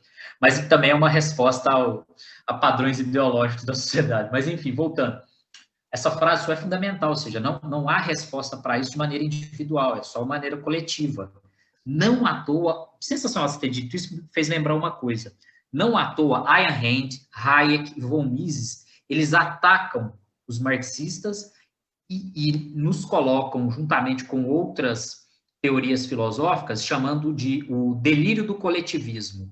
Eles são completamente contrários ao coletivismo, só que eles têm uma definição completamente pejorativa do que é coletivismo, que é o coletivo. Porque eles defendem ao extremo o indivíduo. Né? Eu havia dito, né? Então, o neoliberalismo é também essa exacerbação da individualidade, do individualismo. É o átomo. E o que o Iago falou, e o que eu estou tentando também mostrar para vocês, é que a reprodução disso acaba sendo também uma promoção da ideologia dominante, que é a ideologia da produção constante, ou da produção de uma ideia fundamental do neoliberalismo. Isso ocorre, cara, é absurdo. O que eu vou dizer aqui agora é uma coisa assim que eu acho absurda. Outro dia eu estava tendo essa discussão dentro do partido político, mas vejam como, por exemplo, organizações de esquerda disputam qual pauta é mais importante. É competição na disputa por pauta. Wow. A ideia da competitividade é uma ideia liberal, mas amplificada, ampliada, exacerbada no neoliberalismo. E a gente faz isso, é como se essa pauta fosse mais importante, colocam as pautas em competição, usam números para dizer por que essa é mais importante do que essa, atomiza o discurso, você individualiza o discurso. Então, isso seria um tipo de promoção também. Isso eu nem falei das outras estratégias, deixa eu ter falado mais estratégias aqui para vocês, porque temos mais. Então, você tem promoção, naturalização. Naturalização acho que já ficou claro em alguns momentos aqui da minha fala, por exemplo, que é quando a gente naturaliza a ideia do emprego. É uma sociedade dos empregados, empregados no sentido de que é uma sociedade do contrato. Recomendo o Pachucanes, esse cara aqui, ó, deixa eu mostrar para vocês também. Hoje também vocês estão tendo uma quantidade exagerada de recomendações. Ó, Eugeni Pachucanes é um marxista, deu para ver aí, né, Iago? Deu. Sobre a teoria geral do direito. Por que eu estou falando dele? Porque quando a gente fala de ideologia jurídica, né, boa parte também dos teóricos críticos do neoliberalismo vão dizer que nós estamos vivendo o sujeito do contrato e que o individualismo foi elevado tanto ao extremo que agora cada um é capitalista de si mesmo. E como eu sou capitalista de mim mesmo, eu posso gerar contratos individuais com um número mais variado de pessoas possíveis, e aí eu posso gerar renda para mim, ser empreendedor, enfim. Isso eu estou dizendo para justamente explicar uma das estratégias da ideologia. Então, eu já disse da promoção, ou seja, a ideologia ela se promove o tempo todo. Posso promover a ideologia dominante das mais variadas formas, com propaganda, com cinema, com filme, com música. Essa promoção ela permite naturalização de determinados valores. Então, eu naturalizo, por exemplo, ideias tais como o emprego assalariado, a ideia de direitos, ou eu naturalizo, e a história mostra isso, né? Nós já naturalizamos o racismo, por isso que ele está tão entranhado, por isso que ele é como o Florestan explica bem, o Silvio Almeida, no texto dele, que é uma retomada do Florestan, Sueli Carneiro, de alguma maneira, também aborda esse problema, como ele é estrutural, o que significa dizer que ele é estrutural, então, porque ele é naturalizado nas instituições e nós reproduzimos, é por isso que a gente pode dizer, inclusive, que todos nós somos racistas, no caso deles, reproduzem, às vezes, infelizmente, né? O racismo, porque é naturalizado determinados valores que operam dentro de uma lógica de produção, né, que precisa se reproduzir. E aqui também tem uma coisa que é fundamental, talvez, não sei se eu falei antes, mas eu falo agora. Um dos papéis fundamentais da ideologia também, Iago, é que ela deve auxiliar na reprodução do modo de produção. Porque o modo de produção ele não se reproduz sozinho. Uhum. O modo de produção, por exemplo, no caso capitalista, baseado na exploração do trabalho e no controle dos meios de produção, ele precisa de um conjunto de ideias que naturalize ele e que, portanto, permite que ele continue se reproduzindo, Veja no caso da ideologia jurídica, John Locke, antes que você, eu sei que você queria falar, mas peraí, John Locke tem um trecho do texto dele, segundo o tratado do governo, que ele fala da herança. A herança, por exemplo, seria um instrumento jurídico para a reprodução do controle da propriedade. Uhum. E aí hoje, olha como é engraçado, hoje a gente fala o seguinte assim, taxar grandes fortunas. Ninguém fala assim, você tem que acabar com fortuna. Por que ninguém fala assim, você tem que acabar com fortuna? Veja, Thiago, então você está dizendo que não tem que taxar agora. Não, tem. Aí é outra discussão, é sobre transição. Ninguém faz revolução da noite para o dia, ninguém muda uma formação histórica. Eu não comecei a minha fala dizendo sobre formação histórica à toa. Tá? Eu não posso pegar uma forma abstrata aqui de achar que vai ser aplicada em sociedade. Óbvio que taxar grandes fortunas seria ideal, taxar herança seria ideal, tá? Mas taxação de herança é uma forma de naturalizar a herança. Você naturaliza a herança. Então, imagina a herança de sonegador de imposto, igual o velho dava, né? Podia dizer isso aqui, mas Claro. enfim. Você queria perguntar alguma coisa ou não? Não, para atrapalhar de novo, mas acho que hoje tem uma percepção assim, principalmente, né, nessa direita que tem tomado poder, de se mostrar como natural, portanto, o pensamento que está imposto, ele é naturalizado, então o que tem do outro lado é ideologia, e ideologia vem sempre de uma forma negativa. Eu não sei se você concorda com essa leitura, mas aí tudo vai ser negativo, até a ideologia de gênero, que vai ser uma criação, né, a qualquer outro tipo da ideologia de esquerda, que na ideia deles permeia todas as estruturas universitárias, educacionais. Então, acho que dá para unir também essas coisas, né? A ideia de se passar como neutro e o outro ser o diferente, aquele que não é natural e, portanto, é pejorativo, é fora da ordem, né? Eu estou até procurando aqui. Não, tá corretíssimo, tá dentro aqui. É porque é muita coisa, Iago, assim, é muita coisa. E como eu quis fazer isso num estilo mais livre, né? Mesmo se fosse também no estilo mais certinho, tipo uma aula ou uma palestra, não ia dar tempo. Mas aí, se você quiser, até outro dia eu volto aqui, mas é que eu estava querendo lembrar, a hora que você falou, lembrei. De novo, ó, o texto da Poder da Ideologia, esse aqui, referência de novo para vocês. No capítulo 1, porque ele tem duas introduções, esse texto, viu, gente? Quando vocês acharem ele, não sei se vocês vão achar ele em PDF na internet, em inglês tem. Em português ele não está completo, tá? Tanto é que, para dar para minha turma, eu tive que fazer trechos de PDF. Trechos, viu? Ou Justiça aí de Direitos Autorais, tá? Então, trechos pode. Tá? Tem um trecho, então, da introdução, que aqui é interessante. Olha o que o... Deixa eu ver se eu achei certo. Eu tenho que... Não é possível que eu não vou achar certo. Achei, isso. Nesse trecho, depois ele fazia algumas críticas ao Keynes, ao Maynard Keynes, né, e ao keynesianismo, enfim. Tá?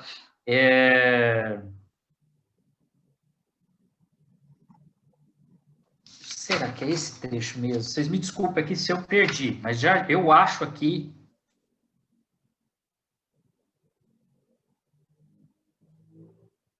Eu pensei que eu tivesse achado, mas eu não achei, gente. Vocês me desculpem. É um trecho de texto. Iago, você me desculpe. Quem está vendo aí agora, me desculpe. É porque eu queria ler. Eu sei de cabeça a ideia, mas eu não queria falar de cabeça. Eu queria ler para mostrar para vocês que é um trecho no texto do Mesaros, em que o Mesaros, ele fala o seguinte, eu vou falar porque eu não estou achando o trecho do texto aqui. Eu vou ter que falar mesmo a ideia. Na ideia é o seguinte, o Mesaros, ele cita um autor, que eu não fui averiguar isso depois, mas o Mesaros coloca, está no texto do Mesaros, ele coloca esse autor como vinculado à extrema-direita dos Estados Unidos, né? E aí ele diz o seguinte assim, que ele abre aspas para esse autor, e esse autor, a fala desse autor é a seguinte, com o fim da Guerra Fria, eu não sei se foi pós-guerra ou foi da Guerra Fria, acho que foi da guerra, fim da Segunda Guerra, né? Com o fim da Segunda Guerra, nós vimos que temos que superar nossas diferenças. Qualquer discurso contra o progresso, contra o mercado, contra o liberalismo, é ideológico, portanto, deve ser combatido. A frase desse autor é essa. Ou seja, é aquela ideia, eu não sei se você mesmo, Iago, se quem está vendo aí já viu, e o Mesaros fala disso nesse texto dele, eu lamento não ter achado, vocês me desculpem mesmo, mas é a ideia que o Mesaros fala do fim da ideologia. Você tem esse discurso, ele ganha muita força no pós-guerra, tá?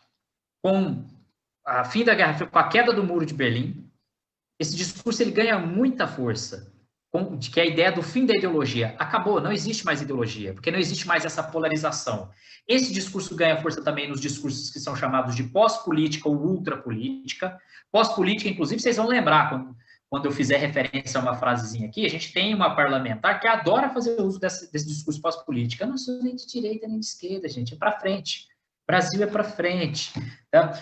É o discurso da pós-política, esse discurso de classificar o outro como ideológico e o meu não. Uhum. Isso existe, sim, faz todo sentido. Isso a gente tem visto nos últimos tempos. Escola Sem Partido faz isso, tem feito isso. A gente foi uma luta, né, no período da tentativa de implementação de Escola Sem Partido. Eu via muitos colegas, não só de área, mas às vezes colegas também de organização e tudo mais, dizendo o seguinte, assim, mas o Fux já deu aquela jurisprudência, salvo engano, é no estado do Acre ou de Rondônia, agora eu não lembro. Foi o primeiro lugar onde tentaram implementar, né? E aí o ministro Fux, ele negou o pedido, né? E aí você abre aquele negócio no universo jurídico, que é a jurisprudência. Então, qualquer outro lugar agora que for tentar, você vai poder dizer o quê? Não, nós já temos a jurisprudência aqui, isso já foi negado, é inconstitucional e não pode. Eu falava para todo mundo, vocês acham que isso é vitória? Isso não é vitória. O que eles queriam, eles conseguiram. Eles colocaram a escola em discussão e disseram que existe formação ideológica na escola e que só a formação deles não é ideológica. Os pais continuam enchendo o saco nas escolas, continuam tentando intervir na formação pedagógica dos currículos, na construção pedagógica dos currículos. Então, isso que você falou faz todo sentido aqui. E é um tipo de estratégia ideológica que está em qual? Só para terminar de ler. Essa estratégia aí está na... Você pode dizer que é depreciação, né? Porque existe uma das estratégias que o Eagleton fala, é isso, é você deprecia uma outra ideia. Aí você coloca ela como ideológica, mas a sua não. A sua é a correta, a sua é do progresso, é a do fim da história, é a da ideia do mercado, né? É da ideia da defesa dos direitos. E tem um pessoal na esquerda, eu gosto de atacar, não é só de direita não, mas tem um pessoal da esquerda também progressista, mas que no final das contas só reproduz o discurso dominante, no final das contas. Não, mas eu estou na defesa dos direitos. Você, Tiago, você está muito ideológico o seu discurso, você tem que maneirar, ser um pouco mais neutro, como se a ciência pudesse ser neutra, né, numa determinada formação histórica. Então, isso ocorre também. Então, só para repetir, aí eu não sei se você quer comentar, você pode comentar, mas só para repetir, as estratégias. Então, você tem promoção, que a gente já discutiu, naturalização. Essa que o Iago mencionou seria depreciar. Você deprecia um outro conjunto ou agrupamento de ideias, sabe? É o que fazem, por exemplo, com tudo aquilo que está relacionado ao pensamento do Marx, por exemplo, ou de qualquer tipo de pensamento anticapitalista, sabe? Ou anti-establishment. Qualquer pensamento anti-establishment, você tem um grupo, e isso acontece dentro da própria academia, viu? Isso acontece dentro da própria academia. Esse trecho de texto eu posso citar aqui no Mesaros, que esse eu tenho aqui, esse agora, se você me permitir, eu leio. Claro, esse eu sei que está aqui. Ó, Um bom exemplo disso é oferecido por um professor de Oxford, que, em um artigo sobre a exploração econômica na África, enfatiza que, abre aspas, exploração como imperialismo não é palavra para estudiosos sérios, porque seu significado há muito vem ficando confuso por causa de conceitos ideológicos. Ou seja, isso é um artigo supostamente científico no meio acadêmico, em um curso específico. Ele dá a citação aqui, é 2, ó, em que é citado por Harry Magdoff em seu livro Imperialismo, da Idade Colonial até o Presente, né? From the Colonial Age, da Era Colonial to the Present, até o presente.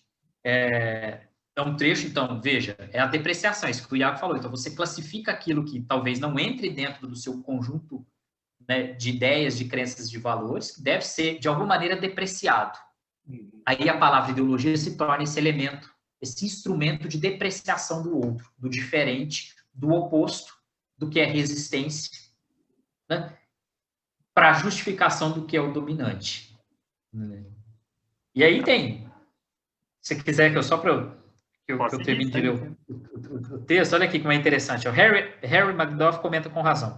Os estudiosos sérios, em geral, não têm problemas com palavras dotadas de forte carga emocional, como, por exemplo, assassinato, estupro, sífilis, mesmo quando os costumes existentes desaprovam tal uso na sociedade educada. É bem significativo que, com o passar dos anos, esses estudiosos fiquem eriçados apenas com um certo tipo de palavra.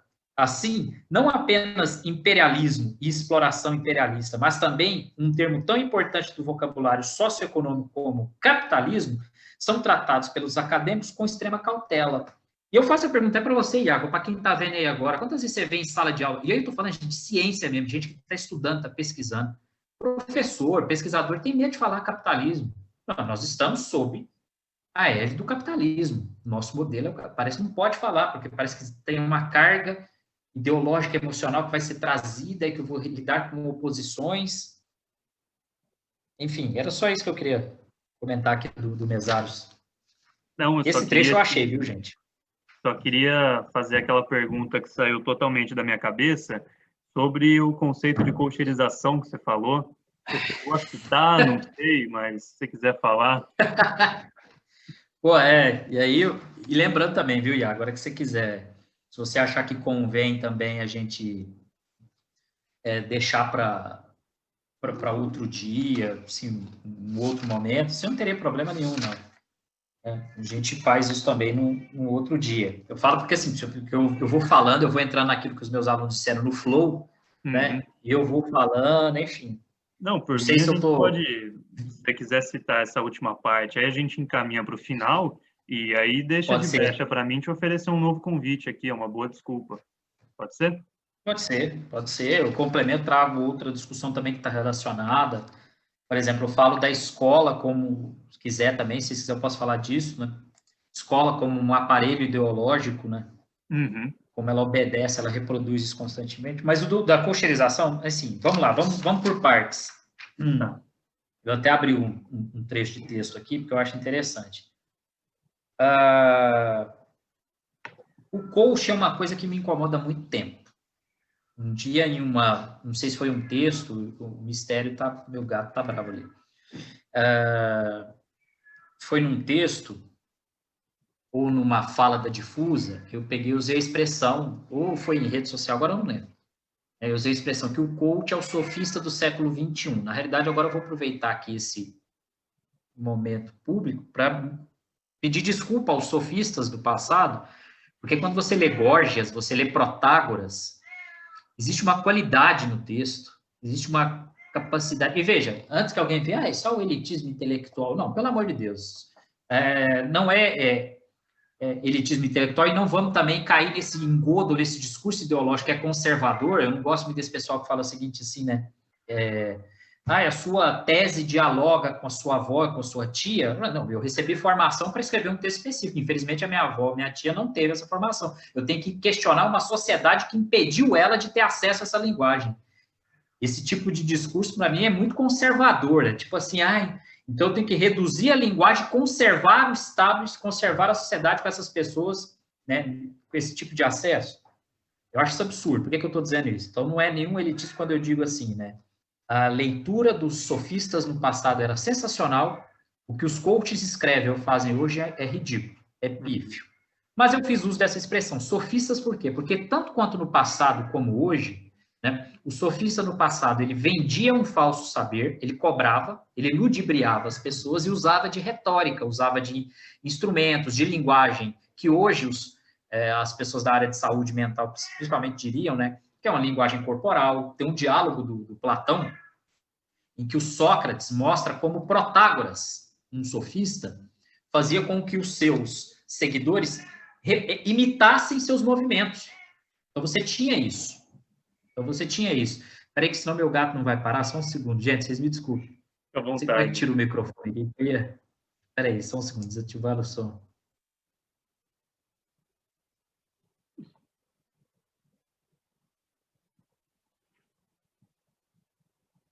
Tá.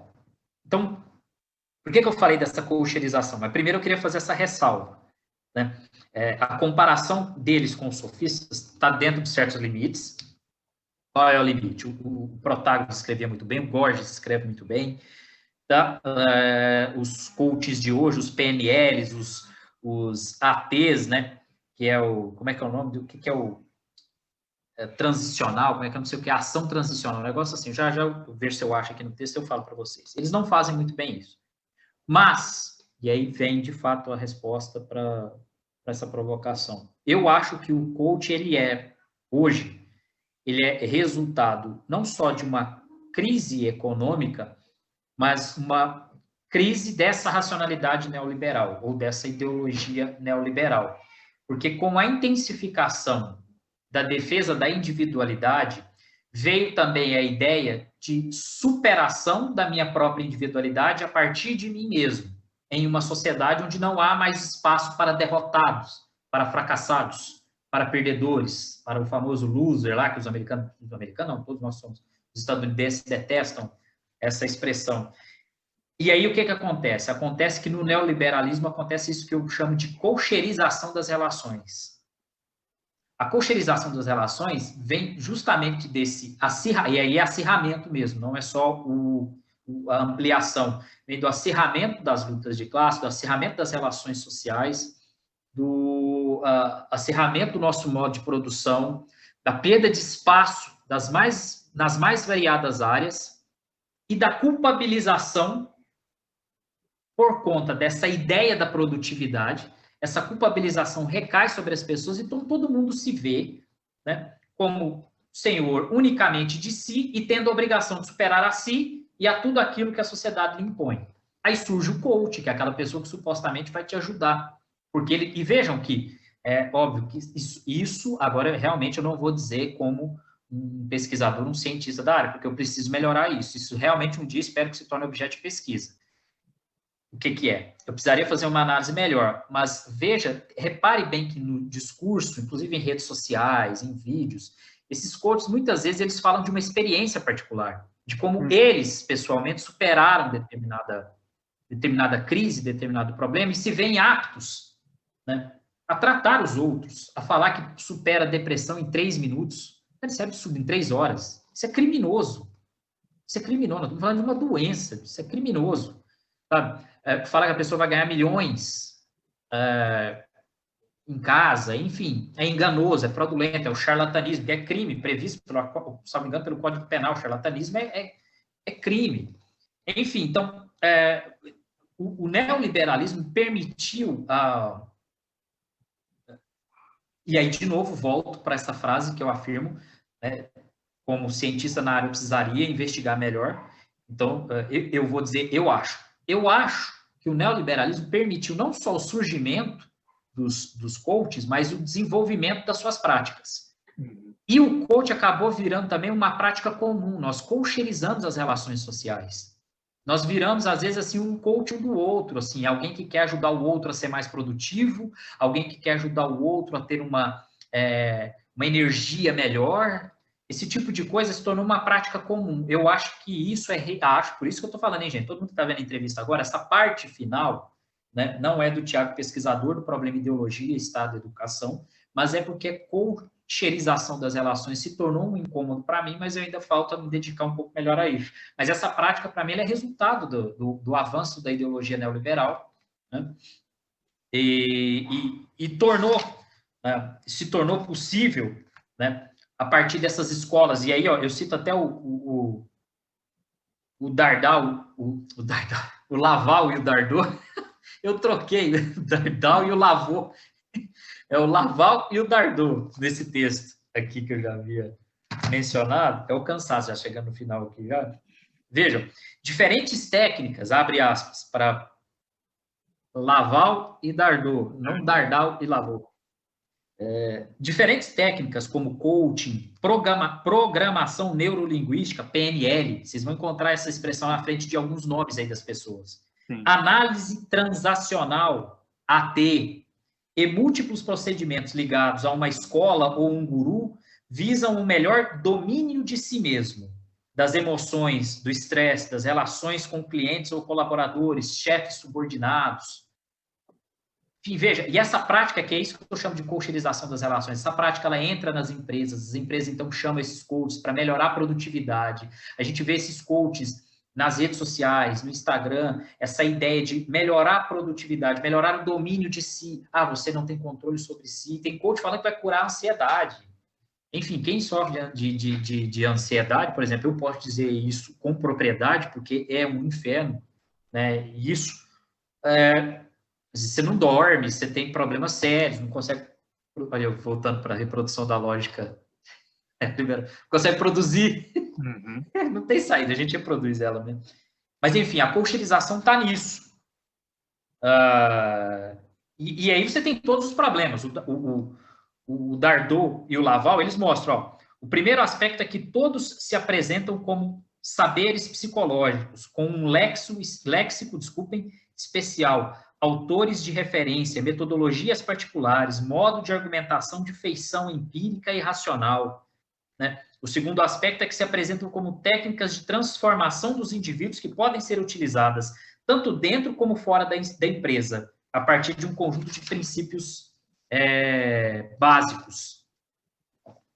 E veja, e ele cita aqui, e eu dou a referência, para encerrar pelo menos isso aqui. Ele fala que é Anthony Giraud, La PNL, é um texto, então, provavelmente está em francês, é Anthony Giraud, então, acho que seria assim a pronúncia correta, La PNL, é a PNL, porque PNL é isso, Programação Neurolinguística.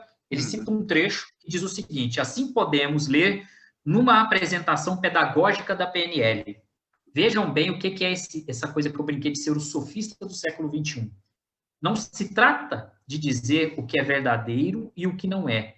Trata-se de perguntar qual é a forma mais eficaz e construtiva de se comunicar com alguém. Então, ciência perde espaço, verdade perde espaço. Agora, verdade é um problema sério, mas isso aí é pauta para outra discussão. Né? Mas o problema é como transmitir isso, como dominar uma linguagem. Essa ideia do PNL, a programação neurolinguística, sabe? Cara, como assim programação neurolinguística?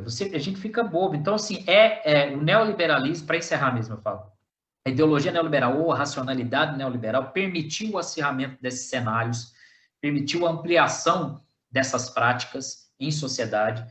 Nós vemos cada vez mais essa cobrança, ou seja, para que eu seja um empreendedor na sociedade do empreendedorismo, eu tenho que ter um domínio de mim mesmo. E aí você abre espaço para essa coacherização das relações sociais, você abre espaço para esses charlatães, agora até esqueci como é que é o plural, para esses charlatões desse universo ideológico. E essa ideia do empreendedorismo, essa ideia do sujeito que domina a si mesmo e capaz de dominar toda a realidade que o cerca, e aí eu volto, então fecha esse parênteses para um espaço aqui na entrevista que é mais para uma conversa livre, não tão científica, mas fecha o parênteses e volto para a conversa um pouco mais científica, porque aí temos dados para isso, tem pesquisa, temos texto para isso.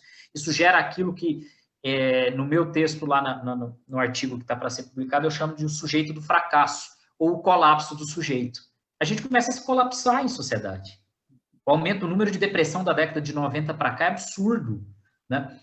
o aumento nas práticas de suicídio, por exemplo, pegue no Japão, né, que tem uma carga trabalhista absurda e jovens se matando dentro da própria indústria, das próprias empresas, sabe? Então, isso gera isso. É essa sociedade da cobrança contínua, é a sociedade neoliberal, é a sociedade do sujeito empreendedor, do neo-sujeito, se é que a gente pode usar essa expressão, né, que carrega agora nas costas de maneira individual, ele já é marcado desde o início com o carimbo do fracasso, com o carimbo da derrota. Se ele não se insere no mercado, a culpa é dele. Se ele não se torna rico, a culpa é dele. Se ele não se torna uma grande referência, a culpa é dele. Né? E esquece que nós estamos vivendo uma formação histórica específica, relações sociais, modo de produção, conjunto de ideias, conjunto de regras e normas para convivência e tudo isso. Isso permite, então, essa coacherização das relações, permite dar espaço para o coach, enfim. Não sei o que mais eu posso dizer disso. Não poderia concordar mais com essa parte final. E para traçar um paralelo entre o que a gente conversou sobre o Chile, né, lá na metade da entrevista, e número de suicídio dentro de uma lógica neoliberal, aquele dado sobre o número de suicídio dos idosos chilenos, né, após aquelas reformas no âmbito da aposentadoria e tudo mais, é um dado também que encaixa muito bem e é assustador, né, para a gente pensar. Então, eu não podia... Me permite, dentro dessa linha, na fase final da pesquisa, eu quero incluir a categoria dinheiro, né? Muitos marxistas têm uma dificuldade em lidar com a categoria dinheiro. A gente tem muita disputa interna dentro da categoria dinheiro. Eu não sou favorável a ela, não. Eu vejo marxista, inclusive marxista famoso, hoje até nas redes sociais, dizendo, a gente não tem que entender... Cara, o dinheiro é uma expressão. É expressão no sentido social, histórico-social mesmo. É uma expressão da forma mercadoria institucionalizada num modo de produção baseado em exploração do homem pelo homem. Eu tenho sérios problemas com a ideia de dinheiro. Vejam bem, uma coisa é depender do dinheiro, precisar do dinheiro, fazer uso do dinheiro, vou continuar reproduzindo a ideologia dominante, provavelmente até a minha morte, vou continuar querendo dinheiro, mas outra coisa é ter consciência disso enquanto um problema. E quem tiver interesse, recomendo os manuscritos econômicos filosóficos do Marx. O último capítulo ele fala só sobre o dinheiro, os manuscritos econômicos. Tá? E é um texto que ele fala sobre alienação e tem também, né, alguns elementos ali para entender o que é ideologia. Mas eu quero falar do dinheiro porque é justamente isso, Iago. Isso, quando a gente fala do suicídio, nós estamos falando dessa sociedade, que é a sociedade que permite o sujeito de colapsos, mas é justamente de colapso porque ele não consegue também, entre outras coisas, né, se realizar financeiramente. Então, você imagina uma aposentadoria que não te dá dignidade. Imagina você ver numa sociedade em colapso econômico. Né? Imagina você, inclusive, também, às vezes, não ter nem tempo para dinheiro. Por isso que, inclusive, nós podemos explicar por que pessoas ricas se suicidam, ou pessoas que têm uma produtividade absurda, mas também entram numa depressão absurda e se matam.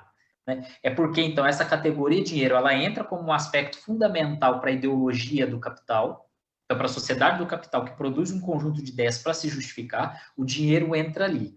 Essa categoria ela é fundamental. Eu sou um sujeito fracassado nessa sociedade, que é a sociedade que permite o sujeito do colapso. Eu sou um sujeito fracassado justamente porque eu sou um sujeito que não consegue acessar dinheiro, ou produzir dinheiro, ou ter dinheiro.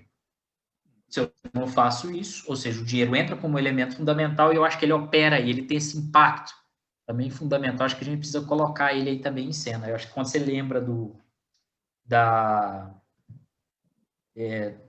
caso da reforma da Previdência do Chile, eu acho que é fundamental para a gente entender isso. Lembrando que não só, antes que, principalmente o pessoal da área da saúde mental, acha que o Thiago está falando que não de maneira alguma. Não. Falando que é um dos elementos também. Thiago, eu acho que a gente pode ir encerrando por aqui. Eu fiquei extremamente satisfeito com a nossa conversa, né? É uma das mais confortáveis, uma das mais abertas que a gente teve aqui. É um prazer te ouvir falar. Então, se quiser completar alguma coisa, mas desde já meus agradecimentos, viu? Não tenho, assim, eu que tenho que agradecer, assim, eu acho que isso aqui é fundamental, ver isso é muito bom, né? Ou seja, ver essas iniciativas, né? E assim, dizer que estou à disposição para quando precisar. Eu até gostaria de dizer isso aqui, né? Quando eu tomei a posse, né, na Unirio, eu até falei assim, aquela coisa, né? A gente gosta de expor também certas coisas nas redes sociais, ainda brinquei e falei assim, em defesa da educação, do ensino público, ainda mais agora, numa universidade pública, eu acho que é função, e eu estou dizendo tudo isso só para dizer o seguinte, assim, eu acho que é uma função não só moral, mas é uma função cívica minha, né, para usar categorias da ideologia jurídica, né, dominante, mas que aqui eu acho que cai bem. Eu tenho que estar aqui, eu tenho que contribuir ou retribuir para a comunidade de uma maneira geral, seja participando desses espaços. Então, contem comigo, você ou quem estiver vendo a entrevista agora, quiser debater, dialogar, quiser passar meu e-mail institucional depois, eu passo para vocês, mas é thiago.oliveira@unirio.br, tá? E quiser, então, através desse e-mail institucional, e-mail da Unirio, dialogar, procurar, enfim, estou à disposição. Agradecer, parabéns, Iago, né, pela iniciativa, pelo canal, tá? E é isso, e convidá-los também para a Difusa, hein, gente? Participem conosco no nosso canal da Difusa, o Iago vai depois passar o link aí para vocês. Exato. Obrigado, Thiago. Pessoal que chegou até aqui, é sempre um prazer. E fique à vontade, tem um pessoal muito ativo nos comentários. Como o Thiago prometeu já na gravação que ele volta aqui um dia, eu vou dar um tempo para ele, provavelmente nas férias do meio de ano ele retorne.